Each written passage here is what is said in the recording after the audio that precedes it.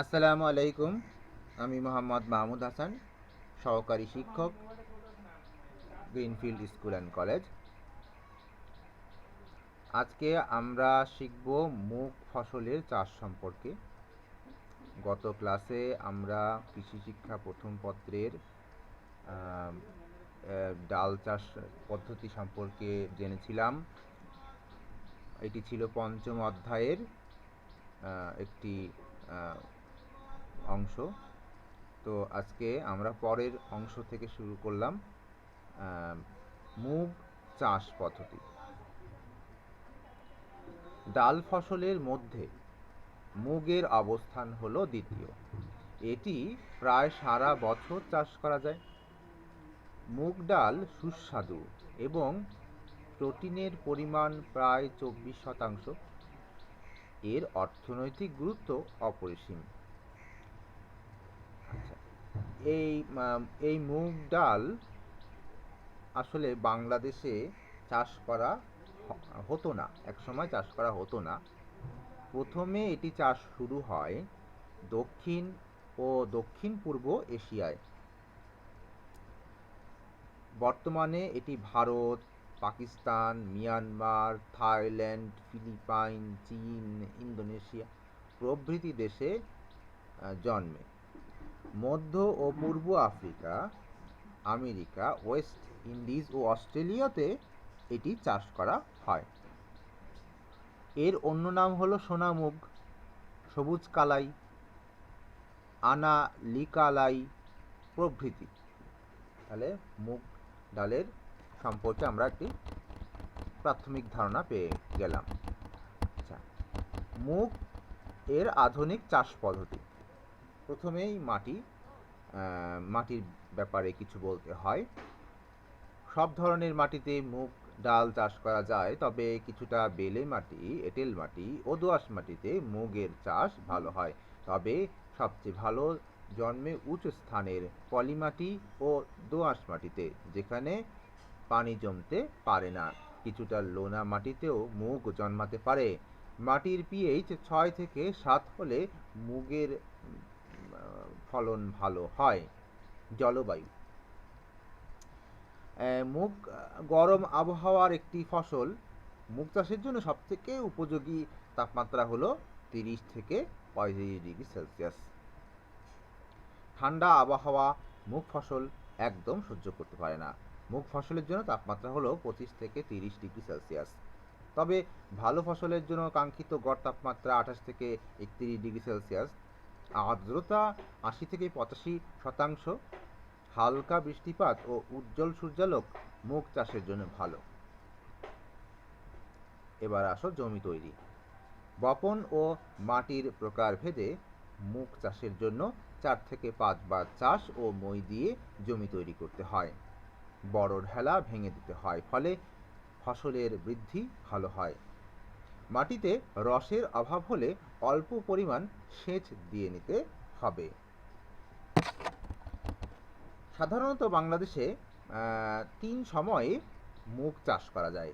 একটি হলো দক্ষিণাঞ্চলে জানুয়ারির শেষ সপ্তাহ থেকে ফেব্রুয়ারির প্রথম সপ্তাহ, উত্তর ও উত্তর পশ্চিমাঞ্চলে ফেব্রুয়ারির দ্বিতীয় সপ্তাহ থেকে মার্চের প্রথম সপ্তাহ ও দক্ষিণ পশ্চিমাঞ্চলে আগস্টের প্রথম সপ্তাহ থেকে সেপ্টেম্বরের প্রথম সপ্তাহ পর্যন্ত। জাত নির্বাচন। বাংলাদেশে কৃষি গবেষণা ইনস্টিটিউট BARI হতে উদ্ভাবিত উচ্চ ফলনশীল জাতগুলোর মধ্যে রয়েছে বাড়ি মুগ 1, বাড়ি মুগ 2, বাড়ি মুগ 3, বাড়ি মুগ 4, বাড়ি মুগ 5, বাড়ি মুগ 6, বাড়ি মুগ 7 এবং বিনা কর্তৃক উদ্ভাবিত জাতগুলো হচ্ছে বিনা মুগ 1, বিনা মুগ 2, বিনা মুগ 3, বিনা মুগ 4, বিনা মুগ 5, বিনা মুগ 6, বিনা মুগ 7, বিনা মুগ 8। স্থানীয় জাতের মধ্যে সোনা মুগ উল্লেখযোগ্য। বিনা মুগ 2 ও বিনা মুগ 5 এই দুটি জাত গ্রীষ্মকালীন জাত। এসব জাতের বৈশিষ্ট্য হচ্ছে বিনা মুগ 1, বিনা মুগ 2, বিনা মুগ 3। এই তিনটি জাত মোটামুটি কাছাকাছি। এদের জীবনকাল 85 থেকে 90। বিনামুগ একের জীবনকাল 85 থেকে 90। এটি আগাম রবি মৌসুমে এটি আগাম লাগানো হয়। বিনামুগ 2 খরিফ 1 মৌসুমের একটি ফসল। এটি এর জীবনকাল 70 থেকে 80। তো এই যে ছকটা দেখছো, এই ছকটা আসলে মুখস্থ করার কোনো বিষয় না, এটি তোমরা একবার একটু পড়ে নিও। তো চলো পরের পাঠ। সার প্রয়োগ। মুগ চাষের জন্য সারের ব্যবহার খুব কম, তবে ভালো ফলন পেতে জৈব সার হেক্টর প্রতি 125 থেকে 150 কেজি এবং মাটিতে দস্তা ও গন্ধকের অভাব হলে প্রতি হেক্টরে 5 কেজি দস্তা সার এবং 60 কেজি সালফার সার দিলে ভালো ফলন পাওয়া যায়।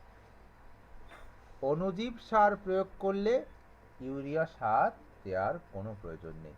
এই কথাগুলো একদম আগের মতো, অর্থাৎ মসুর ফসলে যে কথাগুলো আমরা বলেছি সেই প্রায় একই কথা এখানে প্রযোজ্য।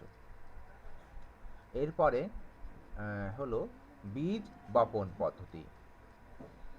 মুগ ডাল ছিটিয়ে বা সারিতে বপন করা যায়। সারিতে বপন করলে ছিটানো পদ্ধতির চেয়ে বেশি ফলন পাওয়া যায়। সারিতে বপন করলে প্রতিটি গাছ সমানভাবে বেড়ে উঠতে পারে, ফলে ফলন ভালো হয়। মুগ একক, মিশ্র ও সাথী ফসল হিসাবে বপন করা যায়। আগাছা দমন। মুগে আশানুরূপ ফলন পেতে হলে ফসল বৃদ্ধির প্রাথমিক অবস্থাতেই আগাছা দমন করতে হবে। আগাছা দমন না করলে মুগের ফলন 25 থেকে 95% পর্যন্ত কমে যেতে পারে। কাঙ্ক্ষিত ফলন পেতে হলে বীজ অঙ্কুরোদ্গমের 15 থেকে 25 দিনের মধ্যে অবশ্যই একবার আগাছা দমন করতে হবে। পানি, সেচ ও নিকাশ। মুগ কিছুটা খরা সহিষ্ণু ফসল, তাই চাষের জন্য বেশি সেচের প্রয়োজন পড়ে না। ফসল গভীর মূলি বলে মাটির নিচ থেকে পানি গ্রহণ করতে পারে, তাই বীজ ফসলের সময় মাটিতে পানি কম থাকলে বীজের অঙ্কুরোদ্গম এর জন্য হালকা পানি সেচ দিতে হবে। অতিরিক্ত খরা ও জলাবদ্ধতা মুগ সহ্য করতে পারে না। এরপর হলো বিছা পোকার দমন। বিছা পোকাকে অনেকে শুঁয়োপোকা বলে। ইংরেজিতে একে বলা হয় হেয়ারি ক্যাটারপিলার। অর্থাৎ এই শুঁয়োপোকার গায়ে অসংখ্য কাঁটা থাকে। পূর্ণবয়স্ক মথ মাঝারি আকৃতির হয়ে থাকে। গায়ের রং ঈষৎ পীত বর্ণের এবং সামনের পাখায় কালো কালো দাগ থাকে।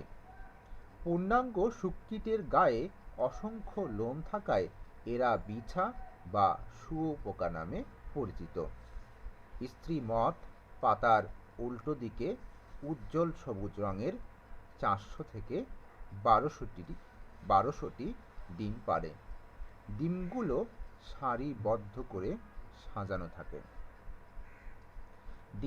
ডিম ফোটার পর শুককীটগুলো 5 থেকে 6 দিন একটি পাতার খোলসে দলবদ্ধ অবস্থায় থাকে। পরবর্তীকালে সারা মাঠে ছড়িয়ে পড়ে। বিছা পোকা 5 বার খোলস বদলায়। একবার খোলস বদলানোর পর তাদের আকারও বড় হয়।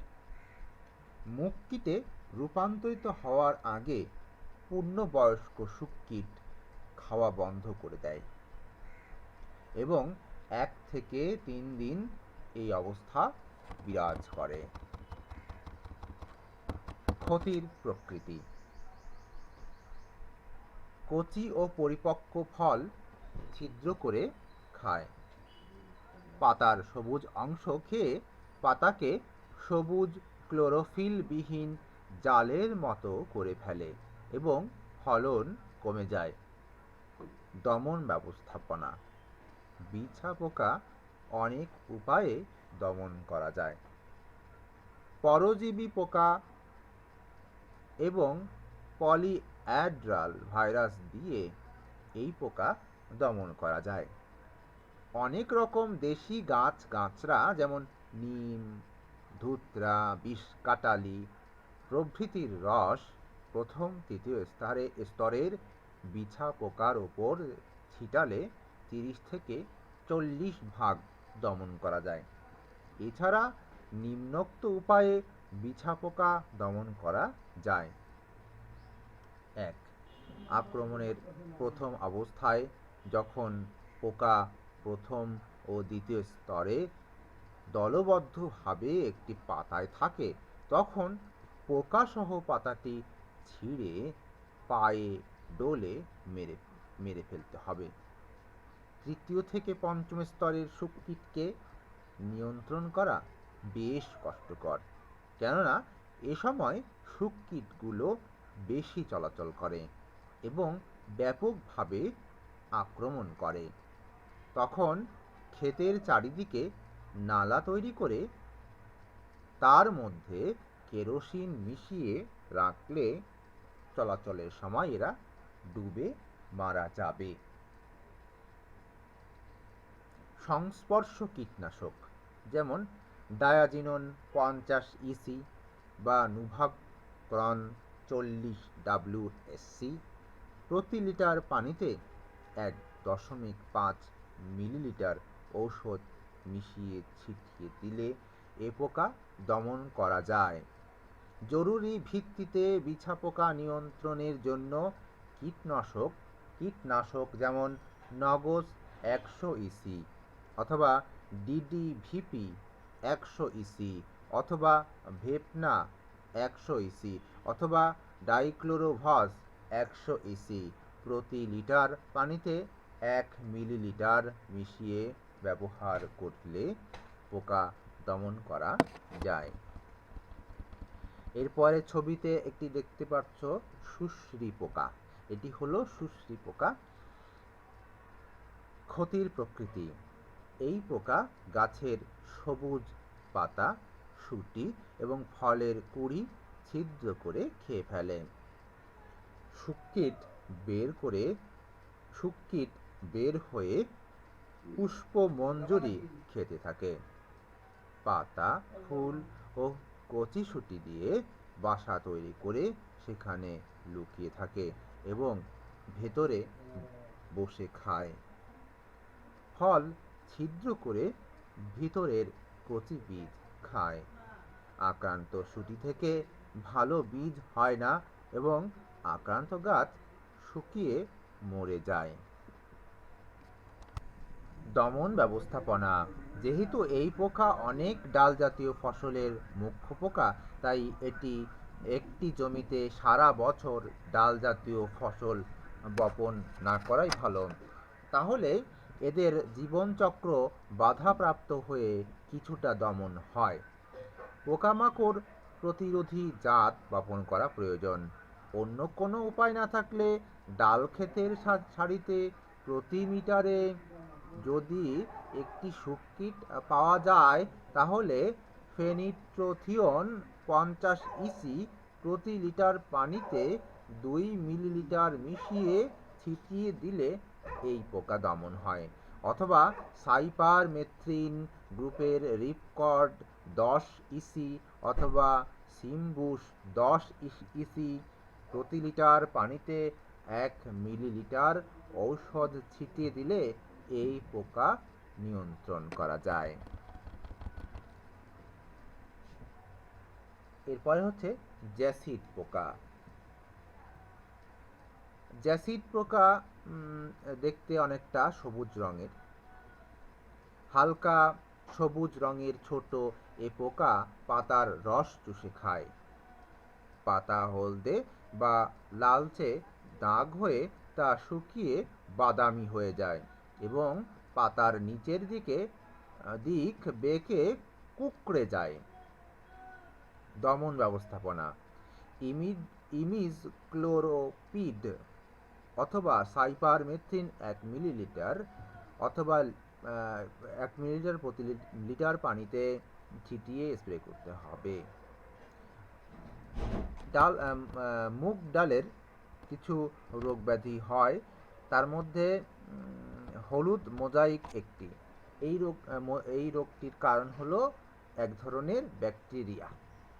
এই রোগের লক্ষণ: আক্রান্ত পাতায় হলুদ ছোপ ছোপ দাগ পড়ে, কচি পাতা প্রথমে আক্রান্ত হয়, গাছ খাটো হয়, ফুল ফল কুঁকড়ে যায় এবং বীজ অপুষ্ট হয়। দমন: রোগমুক্ত বীজ ব্যবহার করতে হবে। ভাইরাস বহনকারী সাদা মাছি কীটনাশক দিয়ে দমন করতে হবে। আক্রান্ত গাছ তুলে ফেলতে হবে বা মাটি চাপা দিতে হবে। অনুমোদিত কীটনাশক যেমন সেভিন 2 গ্রাম প্রতি লিটার করে 10 দিন পর পর 2 থেকে 3 বার ব্যবহার করা যায়। পাউডারি মিলডিউ এটি একটি ছত্রাক জনিত রোগ। এই রোগের লক্ষণগুলো হলো পাতার উপরে ছোট ছোট সাদা হালকা পাউডারের মতো দাগ পড়ে ও পাতা থেকে কাণ্ড থেকে ফুল ও ফলে ছড়িয়ে পড়ে। এটির বীজ শোধন করে এটিকে আমরা দমন করতে পারি। অনুমোদিত ছত্রাকনাশক যেমন টিল্ট 250 ইসি 0.5 মিলিলিটার প্রতি লিটার অথবা থিওভিট 2 গ্রাম প্রতি লিটার পানিতে মিশিয়ে 10 থেকে 12 দিন পর পর 2 থেকে 3 বার স্প্রে করতে হবে। পাতার আরেক ধরনের রোগ হয়, সেটি হলো পাতার সার্কোস্পোরা রোগ। এই রোগের লক্ষণগুলো হলো প্রথমে পাতার ওপরে ছোট ছোট আলপিনের মাথার সমান পানিতে ভেজা দাগের আকার প্রকাশ পায়। পরে এই দাগগুলো বাদামি বা কালচে বাদামি রং ধারণ করে ক্রমশ বড় হতে থাকে এবং একাধিক দাগ মিলে মিশে বড় আকার সৃষ্টি করতে পারে। ফসলের জাত ভেদে দাগগুলো বিভিন্ন ধরনের হতে পারে। কোনো জাতের দাগগুলোর চারিদিকে বাদামি রঙের বলয়যুক্ত এবং কেন্দ্রে কিছুটা সাদা হয়ে থাকে। আবার কোনো জাতে দাগের বেশিরভাগ অংশই সাদাটে হয়। সাধারণত দাগগুলো কোনো নির্দিষ্ট আকারের বা আকৃতির হয় না। খুব বেশি মাত্রায় আক্রান্ত হলে গাছের পাতা ঝরে যায়। রোগ ব্যবস্থাপনা: রোগের জীবাণু ফসলে আক্রান্ত অংশে বেঁচে থাকতে পারে বিধায় আক্রান্ত ফসলের আবর্জনা যাতে ভালোভাবে পচে যায় সে ব্যবস্থা করতে হবে অথবা পুড়িয়ে ফেলতে হবে। বাংলাদেশ কৃষি গবেষণা ইনস্টিটিউট কর্তৃক উদ্ভাবিত মুগের জাত কান্তি, বাড়িমুগ 3, বাড়িমুগ 4, বাড়িমুগ 5 এই রোগে আক্রান্ত হয় কম। এছাড়া রোগ দেখা দেওয়ার সাথে সাথে ব্যাবিস্টিন 50 WP নামক ওষুধ প্রতি 10 লিটার পানিতে 10 গ্রাম অর্থাৎ 0.1% হারে মিশিয়ে 7 থেকে 10 দিন অন্তর অন্তর 2 থেকে 3 বার স্প্রে করলে এ রোগ দমন করা যায়। পাতা পচা রোগের কারণ হলো এক ধরনের ছত্রাক। এই রোগের আক্রমণের শুরুতে পাতার উপর পানিতে ভেজা দাগের সৃষ্টি হয়। উষ্ণ ও মেঘনা আবহাওয়ায় দাগের আকার বৃদ্ধি পায় এবং আস্তে আস্তে সম্পূর্ণ পাতায় ছড়িয়ে পড়ে। রৌদ্র উজ্জ্বল দিনে আক্রান্ত পাতাগুলো শুকিয়ে বাদামি রং ধারণ করে। শুকনো আক্রান্ত অংশে ছত্রাকের সাদা মাইসেলিয়াম দেখা যায় এবং পরে বিভিন্ন আকারের স্ক্লেরোসিয়াম তৈরি হয়।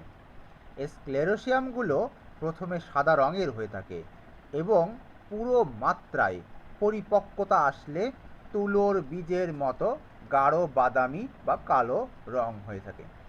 এখানে বলা হচ্ছে মাইসেলিয়াম, স্ক্লেরোসিয়াম এগুলো কি?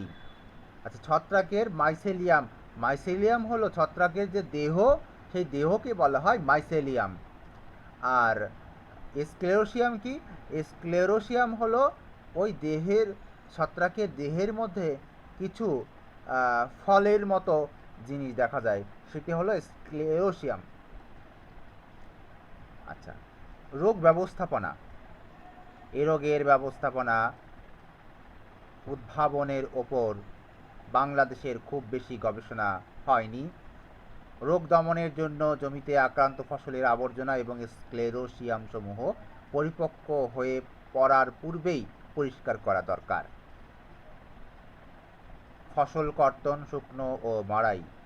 মুগ দানার শতকরা ৮০% ফসল পরিপক্ক হলে জমি থেকে মুগ সংগ্রহ করতে হবে। বেশি পরিপক্ক হলে দানা ঝরে পড়ে। হাত দিয়ে গাছ টেনে তুলে ভালোভাবে রোদে শুকিয়ে ফেলতে হবে। তারপর মাড়াই করে বীজগুলো পরিষ্কার করে মাটির পাত্রে, টিনের পাত্রে বা ড্রামে, মাটির কলসিতে বা পলিথিনে এমনভাবে সংরক্ষণ করতে হবে যেন ভেতরে বাতাস প্রবেশ করতে পারে। এর ফলন প্রতি হেক্টরে ১২০০ থেকে ১৫০০ কেজি। আচ্ছা, এবার ডাল ফসলের অর্থনৈতিক চাহিদা এবং গুরুত্ব সম্পর্কে আলোচনা করব। বিশ্ব স্বাস্থ্য সংস্থার মতে একজন মানুষের প্রতিদিন মাথাপিছু ডালের চাহিদা ৪৫ গ্রামের বিপরীতে আমরা পাই মাত্র ১০ গ্রাম। আমাদের নিত্য প্রয়োজনীয় এই খাবারের চাহিদা পূরণের জন্য প্রতি বছর বিপুল পরিমাণে বৈদেশিক মুদ্রা ব্যয় করে বিদেশ থেকে বিভিন্ন ডাল আমদানি করা হয়। আমাদের দেশে উৎপাদিত মোট ডাল চাহিদার মাত্র ১/৩ আমরা নিজেরা পূরণ করতে পারি। তাই ডাল জাতীয় ফসলের আবাদ ও উৎপাদনের মাধ্যমে বৈদেশিক মুদ্রার অপচয় না করে আমরা অনেকাংশে আমরা সাশ্রয় করতে পারি। দেশীয় খাবার ডাল উৎপাদনের ৯৫% আসে খেসারি, মুগ, মসুর, ছোলা ও মাসকলাই থেকে। অল্প জমিতে এবং কম বিনিয়োগ করে আমরা ডাল ফসল উৎপাদন করতে পারি। ডাল ফসলের অর্থনৈতিক গুরুত্ব। প্রথম গুরুত্ব কি? ডাল ফসলের অর্থনৈতিক গুরুত্ব একটু আগে জানলাম, কিন্তু এবার জানবো ডাল ফসলের পুষ্টিগত গুরুত্ব। ডালকে গরিবের মাংস বলা হয় কারণ মাংসের ন্যায় ডালে বেশি পরিমাণে আমিষ থাকে। মাংসে আমিষ থাকে ১০ থেকে ১২%, আর ডালে আমিষ থাকে ২০ থেকে ৩০%। ভিটামিন এ এবং ডি এর পরিমাণ ডালের খোসা এবং ভুসিতে বেশি থাকে। অধিক পরিমাণে ডাল উৎপাদনের মাধ্যমে বাংলাদেশ আমিষের চাহিদা পূরণ করতে পারে। প্রতি বছর ৫ থেকে ২৪,০০০ মেট্রিক টন ডাল উৎপাদন এর প্রয়োজন পড়ে। মাথাপিছু দৈনিক গড়ে ২৫ গ্রাম ডাল খাওয়া হলে এদেশে প্রায় ৬ লাখ মেট্রিক টন ডাল উৎপাদন করা প্রয়োজন। ডালের ঘাটতি প্রায় ৭৫,০০০ মেট্রিক টন। যুগ যুগ ধরে মুগ ভারত উপমহাদেশের ডাল হিসেবে ব্যবহার হয়ে আসছে। এছাড়া ভারত ছাড়াও দক্ষিণ পূর্ব এশিয়া, আফ্রিকা, দক্ষিণ আমেরিকা ও অস্ট্রেলিয়ায় অনেক স্থানে মুগ ডাল জনপ্রিয় হয়ে উঠেছে। মুগ ডালের মাটির উর্বরতা বৃদ্ধিতে মুগ ডালের গুরুত্ব রয়েছে। ডাল ফসল মাটিতে নাইট্রোজেন সংযোজন করে মাটির উর্বরতা বাড়ায়। অথচ দুঃখজনক যে ডাল ফসলের চাষ উল্লেখযোগ্যভাবে বাড়ছে না। ডাল জাতীয় ফসলগুলো রাইজোবিয়াম নামক ব্যাকটেরিয়ার সাহায্যে প্রতি হেক্টরে ১৫০ থেকে ২০০ কেজি নাইট্রোজেন সংযোজন করে ও ফলন বাড়ায়। পাশাপাশি স্মরণ রাখতে হবে যে ডাল ফসলে উচ্চমাত্রায় উপকরণ ব্যবহার করলেও ফলন খুব একটা বাড়ে না, কিন্তু আমাদের বাংলাদেশের মানুষের দৈনিক ডালের চাহিদার চেয়ে উৎপাদন অনেক কম। এর গুরুত্ব বিবেচনায় ডালের উৎপাদন বাড়িয়ে দেশের মানুষের আমিষ ও ভিটামিনের চাহিদা পূরণ করা সম্ভব এবং পাশাপাশি মাটির উর্বরতা বৃদ্ধিতে এই ফসলের গুরুত্বপূর্ণ ভূমিকা রয়েছে। ধন্যবাদ। আজকে এই পর্যন্তই। পড়া থাকবে আগামী ভিডিও, কালকের ক্লাসের ভিডিও দেখার জন্য আমন্ত্রণ জানাচ্ছি। ধন্যবাদ সবাইকে।